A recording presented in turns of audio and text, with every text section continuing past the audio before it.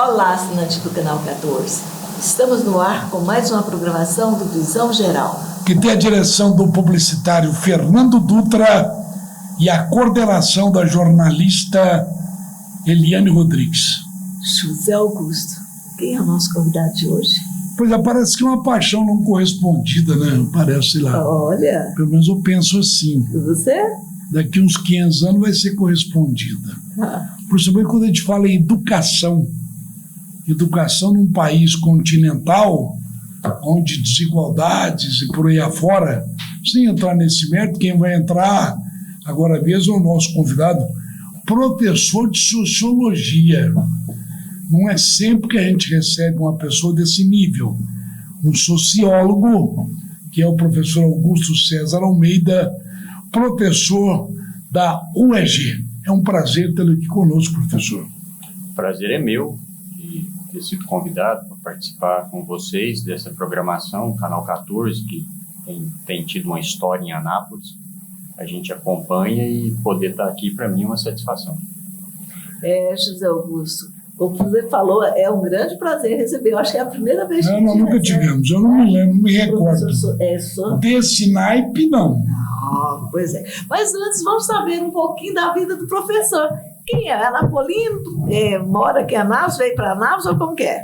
Eu nasci em Anápolis. Nasceu em Anápolis? Sou filho de um casal de mineiros. Que moravam... Gente boa. Quem conhece Minas sabe que Araguari e Uberlândia são duas cidades vizinhas. Aí tem um trinômio, né? Que é Uberaba, Uberlândia, Araguari. Belo Horizonte, não vamos falar outro, né? De Araguari, né? Mas a minha mãe era de Araguari, meu pai de Uberlândia, e os dois vieram para Anápolis, se conheceram aqui. Certo. E aí nasceu 3 filhos, e eu sou do meio, né? Então, esses dois mineiros acabaram se transformando em professores também. Então, lá em casa, esse negócio de ser professor é uma sina, já vem do DNA. Um sacerdote, é o DNA. Aí você se casou aqui em Anápolis? Me casei em Anápolis, casei com a Gláucia, que também é professora. Ela é professora. E nós temos 2 filhos, o Matheus, né? O Matheus também tá indo para a área de licenciatura aí, está fazendo curso de licenciatura em Química, deve ser professor. E a Ana Luísa, que é a minha filha mais nova, que está se formando também em Publicidade e Propaganda. Então, eu moro aqui em Anápolis quase toda a minha vida, só o período de estudante que saí, né? Estudei um tempo fora de Anápolis, mas acompanha a história da cidade há muito tempo, com participação aí tanto na vida da educação como professor. E durante um tempo tive o prazer, a satisfação também de compor o governo aí, né, na época do Antônio Gomide. Eu fui secretário de Cultura do município, que foi uma experiência muito, muito gratificante, no sentido de poder participar da vida da cidade. Meu pai, ele foi ligado, ele era professor, mas foi ligado também à área de comunicação. Meu pai foi o primeiro locutor esportivo do estado de Goiás, Antônio Afonso de Almeida. E ele foi secretário de comunicação aqui em Anápolis, quando o Anapolino de Faria foi prefeito. Então, lá em casa existia esse ambiente, assim, da escola, da administração, e aí eu tive essa oportunidade, esse prazer de poder compartilhar uma experiência que meu pai tinha vivido, e acho que isso é uma coisa que foi muito importante na minha formação. E na sua escolha também como professor? Sem dúvida. Eu, na verdade, assim, a gente vai, né, acho que as coisas vão acontecendo de tal forma que a gente vai encaminhando de acordo com o ambiente que a gente vive. Eu tive também um período em que eu fui morar num seminário franciscano, então quase virei frade. E essa coisa do envolvimento com a questão dos valores humanistas é que acaba levando a gente a gente acaba parando na escola, né? E a escola acho que é o lugar onde a gente cultiva muito isso e tem a oportunidade de conversar sobre isso. Então essas coisas vão vindo assim, eu sei que não é naturalmente, mas elas vão vindo de tal maneira que quando a gente percebe, a gente já tem envolvido de tal forma que não tem nem como sair mais. Né? Como é que o senhor enxerga a UEG hoje? Bom, a UEG hoje ela cumpre um papel extremamente importante no estado de Goiás. Porque quando a gente fala da universidade, a gente pensa nessas universidades de ponta no Brasil, que são instituições muito antigas, mas a UEG é uma instituição relativamente nova e que tem características diferentes de outras universidades que a gente conhece por aí, né? A UEG tem 38 campos, né, unidades esparramadas pelo estado de Goiás inteiro. E é uma universidade que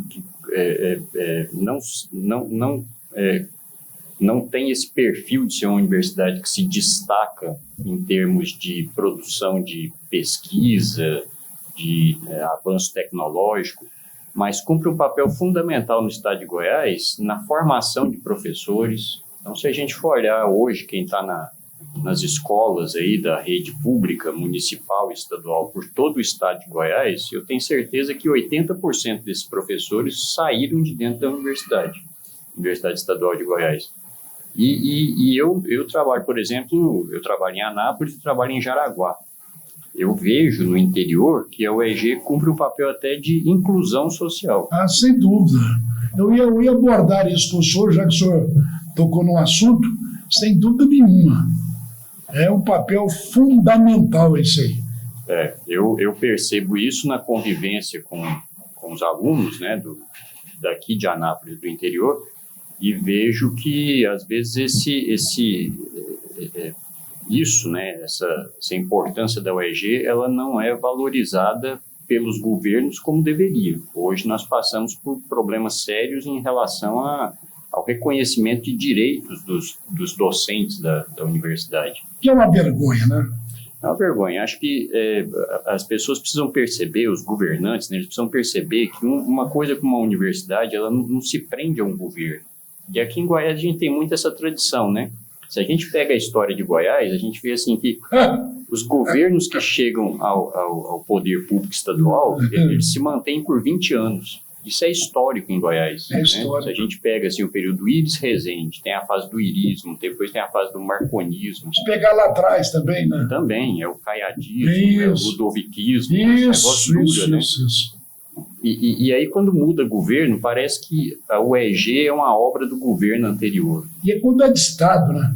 Justamente. E cumpre um papel fundamental, qualquer universidade, dentro do processo de desenvolvimento do Estado. Isso. E nós estamos falando aqui da questão da inclusão, mas ela, na medida em que a universidade tiver condições de se estruturar, de garantir sua autonomia, ela passa a desempenhar um papel também naquilo que o Estado precisa. Na produção agrícola, é isso, na preservação do cerrado. Hoje nós estamos vendo que o cerrado é um bioma que mais é destruído no país.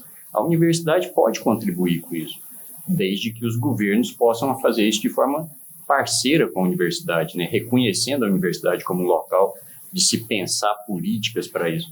Mas hoje nós vivemos uma situação meio que de conflito com o governo do Estado, onde o governo, a UEG hoje não tem mais o recurso que tinha. Existia um recurso definido na lei estadual. Esse recurso ele foi com a questão aí do reajuste aí financeiro do Estado. Esse negócio foi retirado da lei. Hoje a UEG briga por recursos, inclusive para garantir sistema de regime de trabalho integral para professores, né? Hoje os professores brigam por questão de plano de cargos e salários. Que é um absurdo. Que é um absurdo. E aí eu percebo que esse papel que a UEG desempenha, que nós aqui, né, o Zé Augusto estava dizendo aqui que percebe isso, né, eu acho que quando eu vejo, assim, por exemplo, governos que têm a quantidade de alunos que existem na rede pública estadual, né, o ensino médio em Goiás, né, o ensino fundamental, eu acho que é um grande privilégio os governos poderem educar a juventude do Estado. É um grande privilégio o governo poder educar os jovens e adultos. E o governo vê isso como um problema, não vê isso como uma solução. E acho que essa mudança de visão precisa acontecer. Você não acha que lá atrás, quando fala lá atrás, eu não gosto de falar muito antigamente, não. Os governos tinham como pé o seguinte: quanto menos informado o povo, melhor forma de manobrá-lo. Continua isso ainda, professor? Eu acho que sim. Acho que nós passamos... Em pleno século, quer dizer, quanto menos o aluno receber informações, melhor para dominar. Sim. Eu acho que nós estamos vivendo isso. É verdade. Vacina causa doença. Pois é, vacina absurdo. causa homossexualidade. Nós ouvimos isso há menos de 2 anos no Brasil. É um absurdo. Isso saiu do governo. Então, a ignorância, ela é uma forma de dominação. Sempre Vamos foi. perpetuá-la. Sim. O professor de sociologia, ele quando fala assim, eu sou professor de sociologia, existe assim uma certa, rejeição ou como é que eu diria? Não diria rejeição, uma forma resistência, né? Isso, obrigado. Tem isso ainda, principalmente sociologia, não é? Eu acho que a questão da crítica, né? Isso. As pessoas têm um certo medo do conflito, do confronto. E é verdade. Eu acho que isso é natural. É verdade. Eu acho que a gente não pode esconder aquilo que... Não dá para colocar debaixo do tapete aquilo que a gente tem divergências. Empurrar por debaixo do tapete é muito mais fácil, né? Sim, eu acho que é uma forma de fugir da situação. Acho que a questão da educação, ela contribui nisso, para que a gente possa aprender a conviver com as divergências. Nós brasileiros, eu acho que nós temos essa característica e que às vezes parece ser um problema, mas que na verdade é uma virtude. Né? Nós convivemos com a divergência desde que nós surgimos como país. O mundo hoje está vivendo isso. Né? Então a gente vê aquele pessoal lá da Europa recebendo migrantes que vêm da África, e agora como é que faz com esses imigrantes? Aqui no Brasil, a gente foi formado assim, a gente teve imigrante que veio da Europa, a gente teve imigrante... Hoje é da América Central, da América do Sul, né? Os indígenas que estão aqui. E também. Como é que é isso? Conviveu, e assim surgiu o Brasil. Isso que para nós parece um problema, hoje é algo que o mundo está querendo saber como é que funciona. E aí nós temos essa... Só um pouquinho, né? O interessante, só abordando mais, isso me fascina, assim, sabe? Modernamente agora na Europa estão construindo lá um naviozão para colocar os... É um absurdo. A cadeia humanitária, né? Pois é, e essa coisa, né? Parece que é algo bastante atual. Aquilo é uma espécie de campo de concentração. Exato, né? Em alto mar. Um pouco diferente, mas é isso. Assim, em alto mar. Segrega aquilo que segrega, exatamente. Então, acho que nós temos que aprender a conviver. Às vezes, o professor de sociologia, o sociólogo, ele é visto como essa pessoa da crítica e, portanto, alguém que incomoda. Mas eu acho que é isso. Assim, mas nós precisamos ter mais professor de sociologia para incomodar, sabe, meu xará? E para que a gente possa aprender a lidar com a divergência. Como é que a gente vai lidar com isso? Né? Como é que a gente vai conviver? Não é porque a gente pensa diferente que a gente tem que ser inimigo. Né? A gente tem que saber como é que a gente pode chegar a denominadores comuns, até que ponto a gente pode pensar, a gente pode agir junto, mesmo pensando diferente. Aqui em Anápolis, como o senhor vê na atualidade a educação, tanto em Anápolis, no município, os pontos negativos e positivos, e também dentro do estado e do Brasil? Eu acho que a gente avançou muito, assim, é isso, né? Eu tenho mais de 30 anos de magistério, estou com 60 anos de idade. Eu vivi isso dentro de casa, passei por esse processo todo, a maior parte das nossas vidas acho que nós tivemos dentro de uma escola, né? E eu acho que a educação ela avançou. Eu não gosto muito desse termo evoluiu, porque parece que quando a gente evolui a gente vai, né? Mas eu acho que a gente avançou muito do que era educação dos anos 60, 70 para o que é hoje. A gente tem um perfil diferenciado na educação brasileira, né?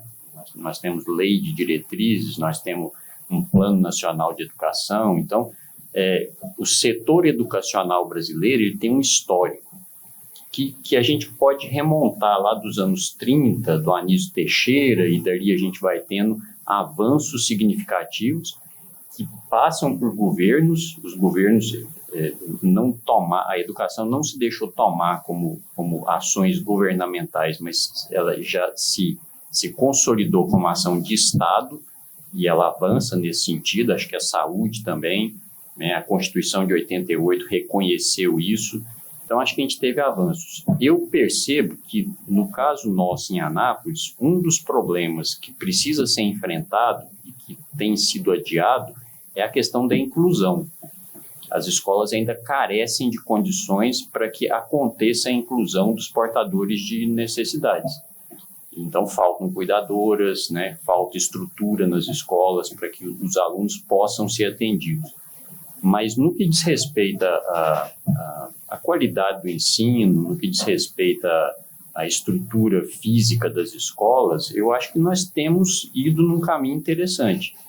Porém, com essa visão, né, de que precisa conversar com os professores, né? Os professores eles querem ser ouvidos, eles têm o que dizer, eles podem apresentar. A gente não pode pensar a escola como uma empresa, onde você conta o número de alunos, conta o número de professores, diz assim, eu preciso de um professor para cada 10 alunos, ok, mas na hora que os alunos saem da sala, a realidade é um pouco diferente, né? O ambiente escolar, as relações que se dão dentro do ambiente escolar, elas não são relações de produção, são relações de convivência, de aprendizado, o tempo todo. Não é na hora que o professor está na frente do quadro, ou com o material didático, que ele está lecionando. A convivência, as relações de bullying que acontecem na escola, tudo isso só é observado, às vezes, quando o aluno está fora da sala de aula. Então, precisa de suporte. E muitas vezes a gente vê os governos tratando a escola como se fosse uma empresa. E dessa forma eu acho que a gente não vai conseguir avançar para que a gente possa formar as nossas crianças, os nossos jovens, os nossos adolescentes. A gente tem que pensar a educação como com características que são bem próprias da educação e que, portanto, precisa ser visto com uma atenção diferenciada, principalmente no que diz respeito à educação pública, né? A rede particular, acho que aí a realidade é outra, né? O atendimento é diferente, mas eu vejo com otimismo o que vem acontecendo na educação brasileira. E acho que a gente tem tudo para poder fazer com que ela melhore ainda mais. E quanto à parte do senhor que já esteve na frente de uma pasta da cultura, e aqui em Anápolis, você acha que a cultura melhorou, está ótimo, bom ou ruim? Pois é, eu sou suspeito, né, porque eu já estive lá e a gente acaba, mas eu acho que aconteceu foi um desmonte da cultura napolina. Nós não temos nem secretaria de cultura mais, né?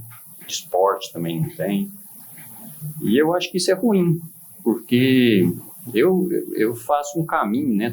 Toda manhã eu passo de frente ao Museu Histórico de Anápolis. E eu queria que a gente pudesse olhar aquele espaço. Inclusive, eu fui, no mês passado, eu estava de férias, alguém me ligou, essa pessoa vai vir aqui, na nossa programação até, ela pediu para a gente abraçar realmente essa causa que o senhor falou aí, que é do museu. Aquilo ali para mim é o símbolo do desmonte, porque a porta está caindo. Justamente. Né? Tem umas gradinhas que tinha ali na frente para evitar a entrada de pessoas. A grade desmanchou. Então, assim, eu sei que é complicado para uma secretaria que trabalha com desenvolvimento social, né, integração, assistência, como era chamado antigamente social, que é muita coisa, né? São os conselhos tutelares, é o Bolsa Família, tudo isso está ligado a uma secretaria que também cuida da cultura, né? A gente tinha um calendário de eventos na cidade, a gente tinha mostras de teatro, recebia aqui grupos de fora, os grupos de Anápolis se apresentavam. Em alguns, isso acontecia quase sempre no aniversário da cidade, então era no mês de julho que a gente estava recebendo pessoas que vinham passar férias, o pessoal ia no Parque Ipiranga e via peças de teatro. Hoje a cultura existe, e ela existe pelo esforço dos produtores, porque uma das coisas que foi criada na política cultural de Anápolis foram os editais de fomento à cultura, que é o Fundo Municipal de Cultura. E o Fundo Municipal continua disponibilizando recursos através de edital. E os produtores eles têm tido acesso a esse recurso e produzido cultura na cidade, né? O Sistema S, essa semana, por exemplo, está acontecendo a Mostra Sesc, né? De Cantos e Sabores do Cerrado, Isso. que é um evento. Mas eu acho que falta um pouco o poder público assumir a sua responsabilidade nisso, sabe?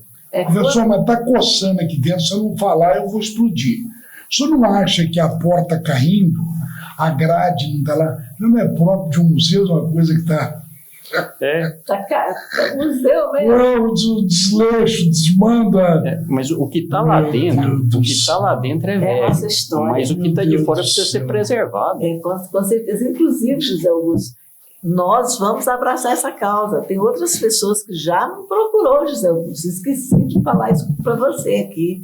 A gente vai trazer outras pessoas que no momento não pôde estar aqui, inclusive era para estar aqui hoje na nossa programação.